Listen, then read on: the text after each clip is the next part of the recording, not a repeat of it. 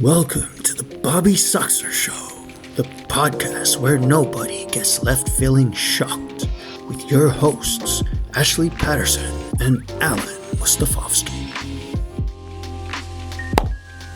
Hey everyone, we are back with a brand new episode of the Bobby Soxer Show. We are your hosts, Alan and Ash, and we just want to say thank you for everyone that is subscribed to the channel so far and followed us on all the socials. It's been one hell of a ride for 2026 kicking off. I mean, we're kind of already almost halfway through the year. That is insane, isn't it? And we started off in a weird direction. We started off with the potato cake review. I'm basically next week, I've actually planned it out. Then I'm going to hit like almost all of the East with all the potato. I'm going to do part 3. I'm going to do this. Yeah. So I talked to Hells about this because I said, you know, like we should go, and she's like, I don't really like potato cakes, and I was like, okay, first of all, I'm not buying minimum chips everywhere I go. Is that a deal breaker? Yeah, no. Well, like after all these years, after getting in a relationship, buying a house, that's a deal breaker for me, man. Yeah. Like, she might have to go, man. I don't know. It's tragic when you hear these things. when you find out that afterwards, after all this time, if she cheated on you, the potato cake thing. because now I'm like I can't spend minimum chips every time. Like a potato cake, one or two, I'm expecting to pay like $3. I can't keep buying $5-6 minimum chips everywhere, and they're big chips.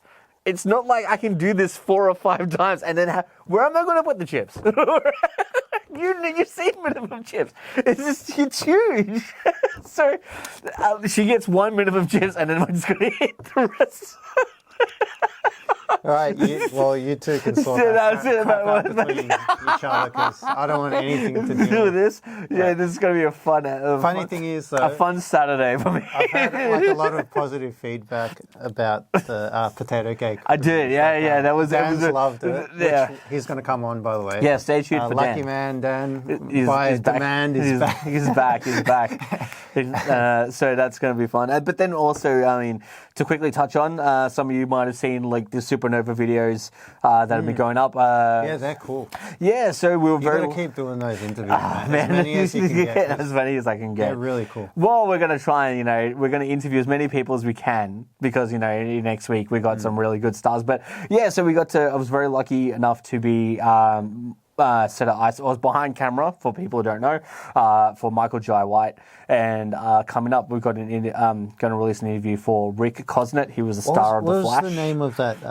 Sorry, man, I interrupted that. Star of The Flash, but that the voice actress that Trina Nishimura. Yeah, that was a really cool interview. Yeah, man. so Trina Nishimura, prolific voice actress. She's been on My Hero Academia, Attack on Titan.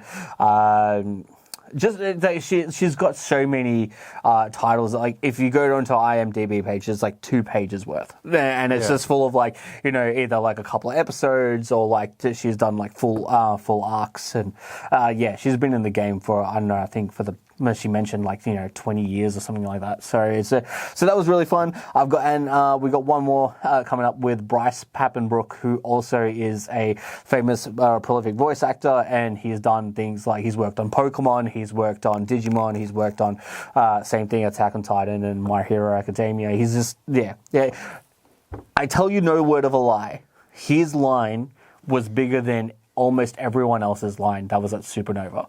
Yeah? Yeah, between him and Jamie Campbell-Bower, who's the bad guy in Stranger Things, Vecna, for those who don't know. But yeah, he was bigger than Michael Jai White. He was bigger than Ernie Hudson. He was bigger than... And no shade to them. Like, obviously, these guys fall into different categories. But Bryce Papenbrook, his line was crazy. It was all... Well, I haven't even heard of him. Yeah. So it just goes to show the power of, like, a cult following. Like, not that it's a cult following, but, like, if... I know Michael J. White and Ernie Hudson in the big mainstream stuff. So, like... But to see someone like a voice actor and actress to just get filled up like that, it's just it's unheard of. So congrats to them, and so you'll see videos like that coming out shortly. And but that's really been happening on my side. What about yourself? Just other than my just usual life. I'm trying to sort of get this whole thing, the momentum of this whole podcast going, because now that we've got the room, we've got the studio, we've got the studio's done, or 99%, I would say. Yeah, I've got all the tech that we need now, so that shouldn't be an issue anymore. I'm